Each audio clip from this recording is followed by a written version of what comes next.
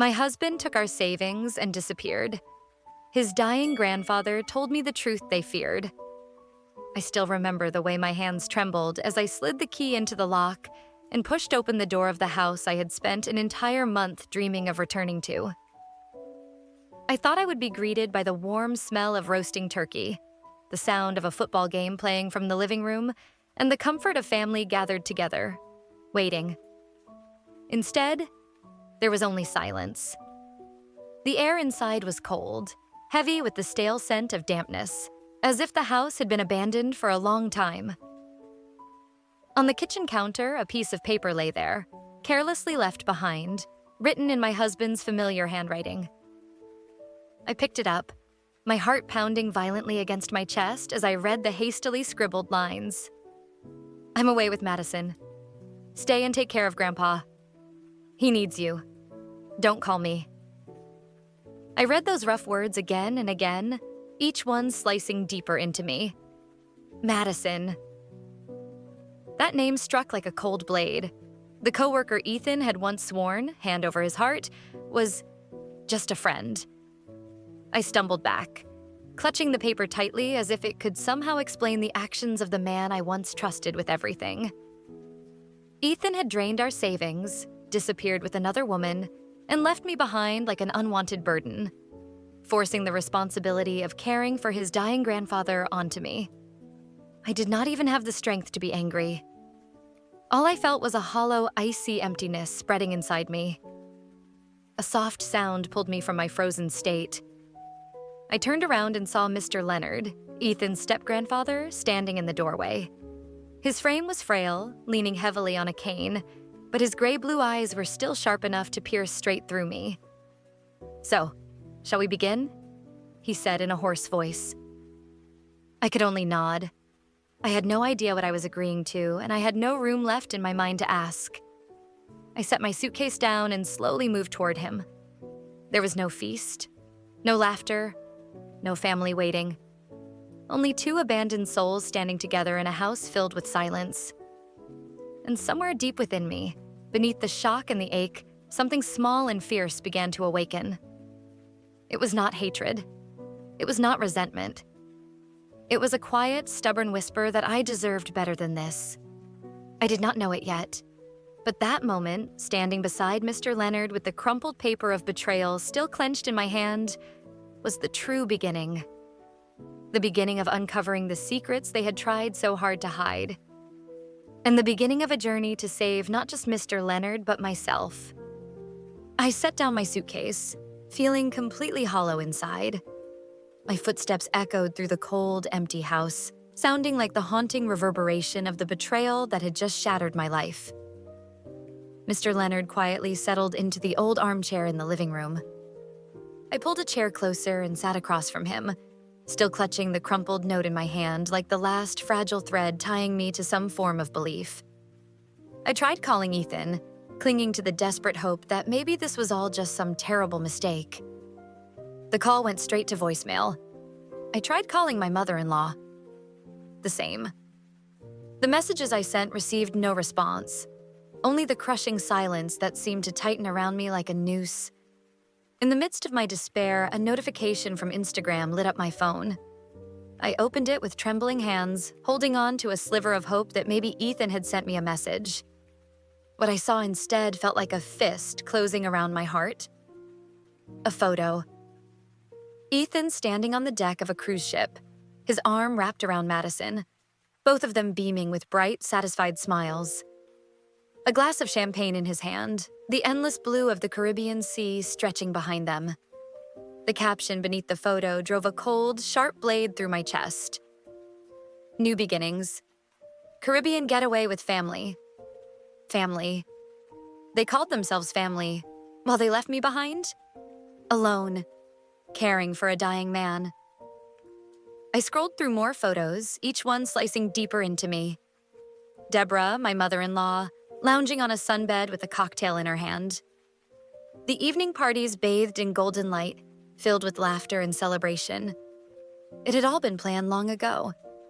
And I, in all my naive loyalty and blind trust, was the last to realize it. Mr. Leonard watched me quietly, his gaze steady and knowing. He did not need to say a word. I understood. I was not the only one who had been abandoned. In a low, even voice, Mr. Leonard began to tell me the things he had kept to himself for so long. How small sums had been siphoned from his accounts under the pretense of medical expenses. How his prescriptions were delayed, his meals reduced to cheap, processed food. How appointments with doctors were canceled without explanation. All hidden behind the flimsy excuse of financial hardship. The more he spoke, the more the slow burn of anger began to grow inside me. Not just because of Ethan's betrayal, but because of the cruelty of people I once called family. My hands trembled as I opened the banking app on my phone. The joint savings account, the money Ethan and I had scraped together for 3 years to buy our first home, now showed only a few $100s remaining. 3 days earlier, it had been wiped clean. I sat there frozen for a long moment, struggling to breathe against the rising tide of chaos inside me. Ethan had not only betrayed our love, he had stolen the future we once promised each other. In the heavy silence, I felt Mr. Leonard's eyes on me. There was no pity there, no judgment. Only a cold understanding, as if we, two forsaken souls, had found each other among the ruins of a family already rotted from within. I looked back at him, and for the first time, the pain inside me was no longer alone. Something stronger was beginning to stir. I did not know yet what I would do, but I knew one thing with absolute certainty. This time, I would not stay silent, and I would not endure quietly ever again. I sat still in the kitchen, listening to the ticking of the clock, each second stabbing through the thick silence like tiny needles. Outside the window, the fading sunset dragged a pale golden streak across the cold sky. I was still clutching the piece of paper, the cruel words Ethan had left behind cutting deeper the longer I held it. The initial shock had worn off, leaving behind a cold, relentless clarity. There were no more questions of why. No more desperate hopes for an explanation. Only the raw, undeniable truth that I could no longer turn away from. Ethan had left with Madison, the woman he had once called just a friend. He had emptied our joint savings, the money we had scrimped and saved for years to build a future together. And he had left me behind like discarded baggage, alone with Mr. Leonard, the man they had long since decided was no longer their responsibility. When I finally lifted my head, Mr. Leonard was already sitting there, his aged face calm as he observed me quietly. There was no pity in his eyes, only a silent understanding, born from someone far too familiar with betrayal. He nodded gently toward the old dining table where a neat stack of documents had been placed. I rose to my feet, my legs still unsteady, and walked over to it. When I opened the folder, a series of papers lay inside. Bank statements, unpaid medical bills, prescriptions left unfilled, and notes about canceled doctor appointments. Each sheet of paper was an irrefutable piece of evidence, a silent witness to the neglect and exploitation Mr. Leonard had endured. I turned each page slowly, feeling a rising wave of anger swell inside me like an unstoppable tide. The cold numbers on the pages told a story far more brutal than any spoken words. Medical expenses that had mysteriously disappeared. Medications that had been delayed or denied under the excuse of insufficient funds. Utility bills that went unpaid for months while Deborah flaunted her latest designer handbags on social media. I sank into a chair, my palms sweating despite the chill in the room. Mr. Leonard remained silent, giving me the space to come to the realization myself. It was a long while before he finally spoke, his voice steady and low. He told me he had been preparing for this day for a long time, that he had no intention of leaving this world quietly, allowing those who had wronged him to continue profiting from his pain and sacrifice. He had rewritten his will. All the hidden assets they never knew about would be donated to organizations protecting the elderly from abuse. And a portion would be left to me, a final thank you for the kindness he still believed existed in the world. I had no words. My throat tightened painfully as Mr. Leonard gently placed his frail but steady hand over mine. That night, we sat together under the dim light of the kitchen and began to form our plan. I reorganized all the documents, photographed each page, and stored copies on 2 separate USB drives. One was hidden in a safe place. The other I kept with me at all times. I began documenting every event in a notebook, recording the dates, times, what happened, and who witnessed it. No detail was too small. Nothing would be overlooked. We prepared letters to be sent later, ensuring that no evidence could ever be buried. The next morning, as the first rays of sunlight slipped through the thin curtains, a woman appeared at the front door. It was Patricia, Mr. Leonard's personal lawyer. She stepped into the house with the stern, decisive air of someone who had seen too many family tragedies hidden behind beautiful facades. I sat quietly in the corner of the kitchen, listening as they discussed every step of the plan. The revision of the will, the establishment of medical power of attorney, the transfer of assets into protected trusts. Every move was carefully documented, witnessed, and backed by medical evaluations proving Mr. Leonard's full mental capacity. When Patricia left, Mr. Leonard leaned back in his chair, his face gaunt but his eyes unusually bright. Gone was the resigned weariness of the days before. In its place was a calm determination, as if he had finally found his voice. I spent the rest of the afternoon cleaning the house, gathering essential items, and preparing everything for the days ahead. I wanted everything to be in its rightful place when they returned. No excuses, no lies left to hide behind. I also began keeping a daily journal, recording Mr. Leonard's health updates. Each meal, every dose of medication, every minor detail was carefully logged, creating a record no one could dispute. The following days passed in a flurry of quiet but urgent preparation. We gathered additional statements from neighbors. Mrs. Peterson, who lived next door, came to visit and could not hide her outrage when she learned the truth. She told stories of seeing Mr. Leonard collapse in the yard while no one came to help. Stories of locked doors forcing him to struggle alone through the freezing cold to get back inside. Each story, each note, each signature was carefully collected, numbered, and filed into our growing case. Every piece of evidence was another brick laid in the wall we were building, a wall they would never be able to break through. On the night before Ethan and his family were expected to return, I sat alone in the living room beside Mr. Leonard, who had fallen asleep from exhaustion. The small fire crackled weakly in the old fireplace, casting long, flickering shadows across the peeling walls. I looked at him, my heart swelling with a mixture of sorrow and gratitude. 4 days ago, I had simply been a woman returning home for a family holiday. Tonight, I was a witness to the truth they had tried so hard to bury. And more importantly, I was no longer standing on the sidelines of my own life. I had learned how to rise, how to hold on to the truth, and how to save myself. As the clock struck midnight, I closed my journal and took a long, steady breath. Tomorrow, the truth would speak. And this time, no one would be able to silence it with lies. The next morning, I woke to a sky blanketed in a heavy shade of gray.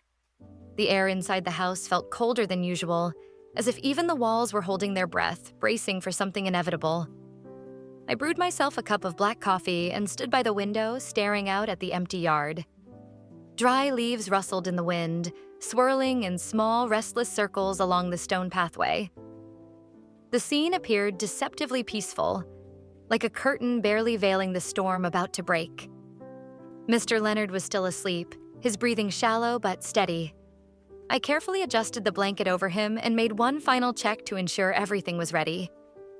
The evidence had been laid out neatly on the living room table. The letters, the files, the witness statements from the neighbors, the video recordings. Everything was prepared for the moment of reckoning. The USB drive containing the backup copies was tucked safely inside my coat pocket, pressed close to my heart like a talisman.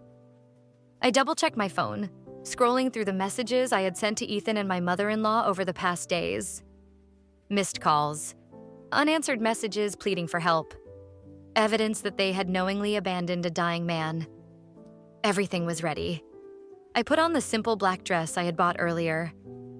No makeup, no perfume, no mask to hide behind. When they walked through that door, I wanted the first thing they saw to be the naked truth they had chosen to forget. Around noon, the sound of car engines drifted up the road. I set my now cold coffee down on the counter and took a deep breath to steady myself. Doors slammed, hurried footsteps. Laughter and cheerful chatter burst into the heavy stillness of the house. I stood motionless by the doorway, my hand tightening around the phone in my pocket, feeling the blood rush to my ears as I heard the familiar voice outside. "Honey, we're home." Ethan. His cheerful voice struck me harder than any slap. I turned to face them, keeping my expression cold and unreadable, and waited. The door swung open. Ethan entered first, carrying the scent of expensive cologne and the sun of tropical beaches still lingering on his tanned skin.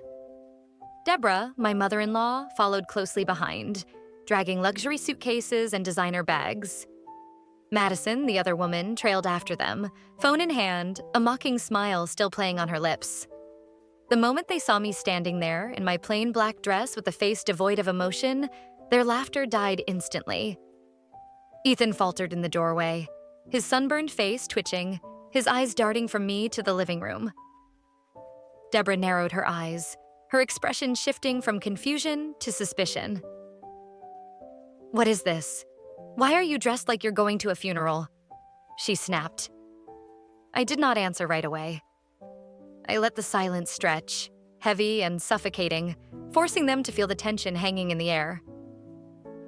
"Mr. Leonard," I said slowly, each word deliberate, "passed away on Saturday night." No one moved for several heartbeats. The expensive bags thudded onto the floor with a dull, heavy sound. Ethan opened his mouth, as if to speak, but closed it again, searching for a plausible excuse. "That's impossible," Deborah stammered. "Why didn't anyone call us?" I kept my gaze steady, my voice chillingly calm. "I did. I called. I texted. I left dozens of messages. You simply chose not to answer." Silence. I stepped toward the living room table where the prepared documents sat waiting and pushed the stack toward them. "This," I said evenly, "is what Mr. Leonard wanted you to see." Ethan approached first, hesitantly flipping through the pages. Each sheet he turned revealed another truth he could not deny. The embezzled funds, the canceled doctor appointments, the neighbors' sworn statements, the undeniable evidence of neglect and abuse. Each piece of proof struck like a blade, tearing through the facade of decency they had carefully constructed. Madison edged backward toward the door, her eyes darting around, seeking an escape route. Deborah grabbed a handful of papers, flipping through them rapidly before throwing them back onto the table. "This is all lies," she hissed. "No one will believe you." I did not respond. Instead, I pulled out my phone and played the video recording of Mr. Leonard's final testimony. His voice was weak but unwavering, every word a direct accusation. He spoke of the times he was left alone, the money that was stolen, the endless days of struggling by himself in the cold, empty house. When the video ended, no one spoke. The room was thick with a suffocating silence. I retrieved a large envelope containing the most recent copy of Mr. Leonard's will, certified by both his lawyer and 2 medical professionals. "Mr. Leonard's assets have been transferred," I announced, my voice no longer shaking. "The majority will go to charitable organizations. The remainder he left to me." The words hit them like a hammer. Deborah's face drained of color. Ethan clenched his fists. Madison turned and tried to quietly slip out the door. I looked directly at Ethan, feeling the exact moment the truth crushed him. I had once loved this man, once believed in his empty promises, once dreamed of a home, children, and quiet evenings beneath the glow of a warm lamp. But all he had ever truly wanted was money, convenience, and a wife pliable enough to be discarded whenever he saw fit. That dream was dead. But I was not. I had risen. I had fought. And today, I had reclaimed myself. Ethan finally spoke, the first words he had managed since stepping inside. "We can work something out," he said, forcing a smile that I once would have trusted. I looked at him, and for the first time I saw him clearly for what he was. A small, pathetic man, stripped bare under the harsh light of truth. "There is nothing left to work out," I said. I turned and walked toward the door. I did not need to look back to feel their pleading, regretful, desperate stares burning into my back. I stepped outside and drew in a long, deep breath under the cold sky. The first winds of winter brushed against my face, but I did not feel cold. I had lost a family. I had lost a husband. I had lost innocent dreams. But what I found was far greater. I had found my freedom. I had found my dignity. And most precious of all, I had found myself. I left that house carrying nothing but a small suitcase and a heart heavy with sorrow.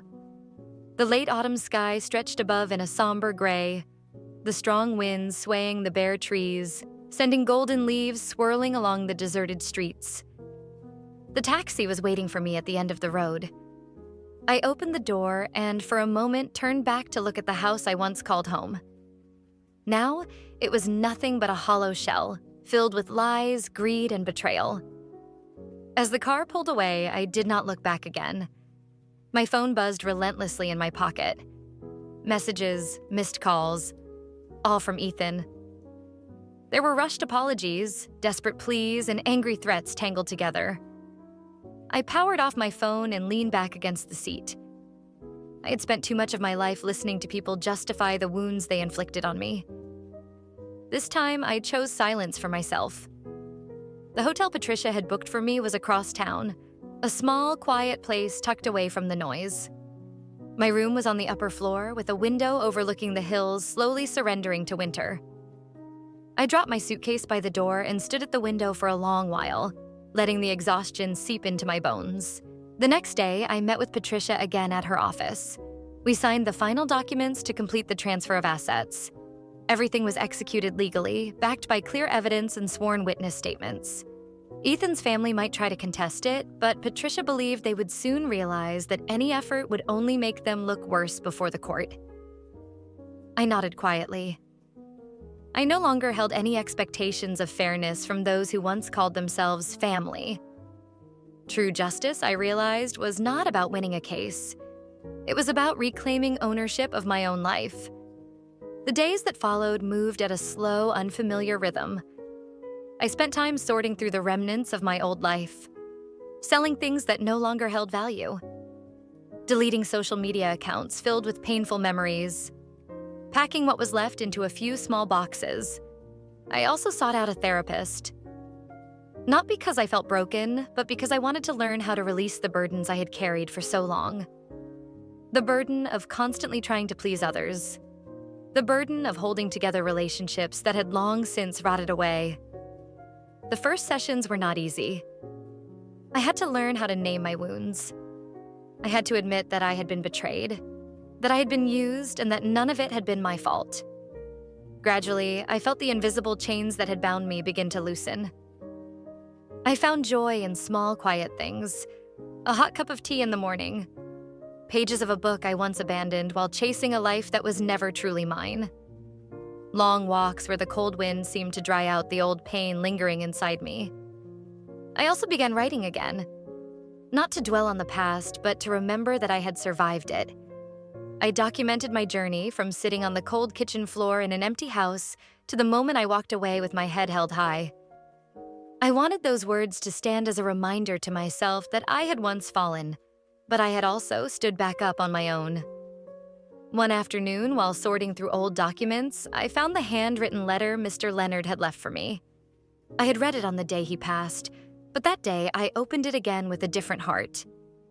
In his letter, he had left me more than just material possessions. He had left me a lesson. Never let the cruelty of others make you forget the kindness in your own heart.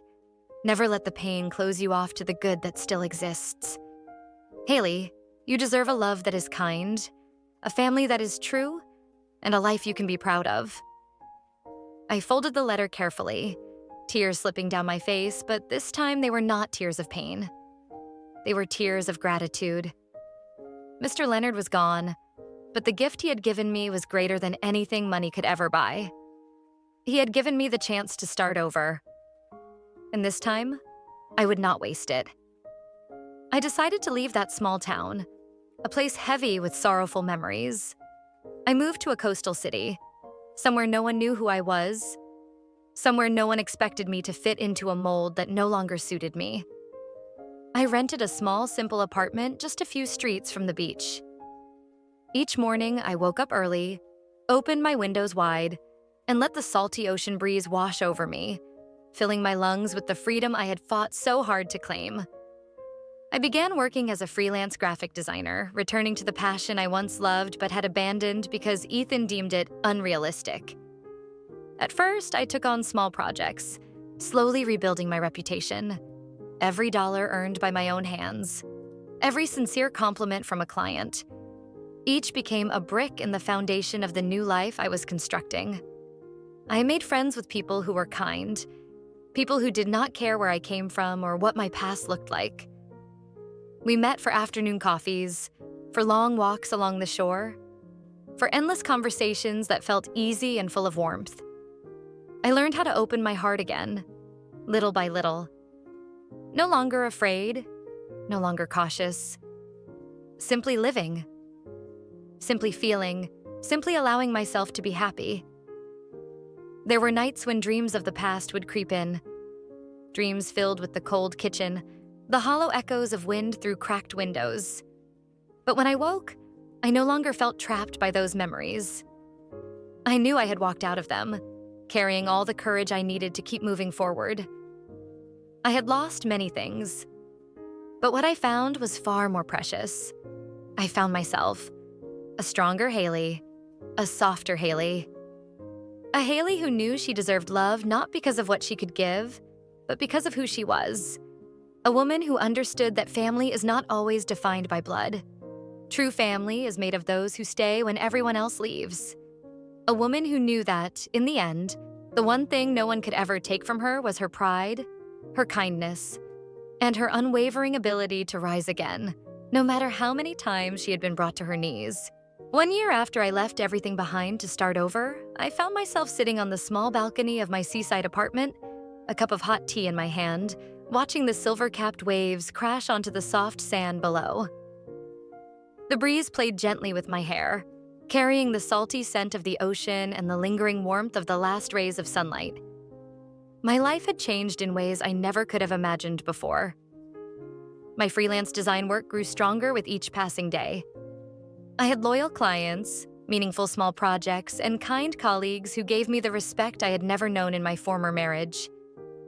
I no longer felt the need to ask for permission to chase my dreams. I no longer felt the need to justify my existence. I had learned to stand firmly on my own 2 feet. And the further I walked away from my past, the more I realized that I was finally living, not merely surviving. I also learned to forgive. Not because the people who hurt me deserved forgiveness, but because I refused to let hatred imprison my soul for another day. Forgiveness, I realized, was not about excusing the wrongs done to me. It was about choosing to lay down the burden I no longer wanted to carry. I no longer cared where Ethan was, what Deborah thought, or whether Madison was still by his side.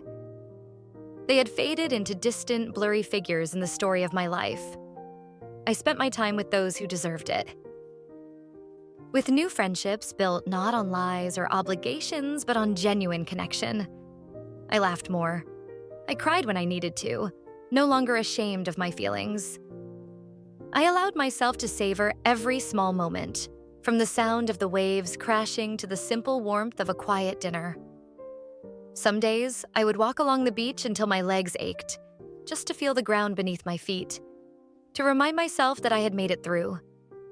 Some nights, I would sit on my balcony, writing new pages of my journal. Pages no longer filled with tears and pain, but with hope and gratitude. I was grateful for life giving me a second chance.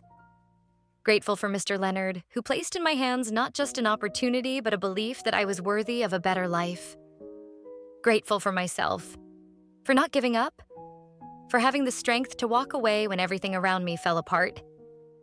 One late autumn afternoon, while sitting at a familiar seaside cafe, I met Ryan. He owned a small bookstore in town, a quiet, kind man with bright eyes and a warm smile. At first, we exchanged polite greetings, but soon our brief conversations grew into endless coffees, long walks by the sea, and evenings spent reading under soft golden lights. Ryan never asked about my past. He simply accepted me as I was, with all my unhealed scars and fragile patches.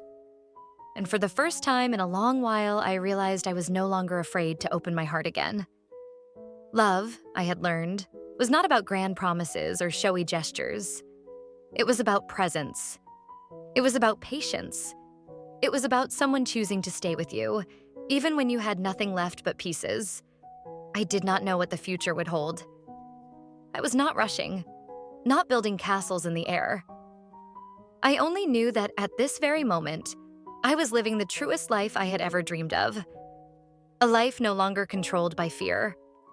A life no longer suffocated by false expectations. A life where I was simply myself, loved and cherished first and foremost by me.